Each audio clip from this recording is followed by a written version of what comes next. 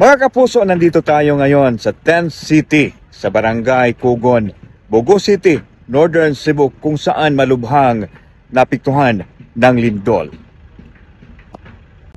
Nananawagan ang Philippine Red Cross ng dagdag na mga volunteers para mapapadali ang pag-set up ng mga tents sa kanilang 10th City sa Northern Cebu. Sa Bogo City, mayroon ng 105 tents sa 150 na target nila ang naipatayo ng Philippine Red Cross. Mayroong portalet, panglalaki at pambabae. Mayroon ding shower area. Libre ang pagkain para sa mga 10th City residents. Mayroong kuryente at nakatakda ding maglagay ng internet connection. May mga doctors at nurses at iba pang volunteers ang nakaantabay sa medical station sa loob ng 10th City.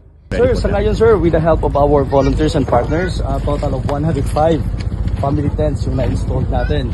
And aside from the family tents, mayroon din tayong medical tent na kung saan mayroon tayong volunteer doctors and volunteer nurses na standby para magbigay ng free medical consultation, at saka pag need ng medicine, mayroon din tayong standby medical supplies or medicine na pwede natin ibigay.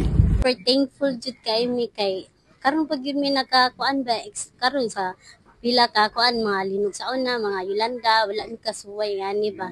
Nindot jud karon natin city ba kay provide lagi tanan gikan sa mga health kit gikan na poy doktor. Kung nakay gipamati na ay doktor jud, na ay tambal pa jud. Mula dito sa 10th City sa City of Bogo, Northern Cebu, ako si Alan Domingo ng GMA Regional TV at GMA Integrated News.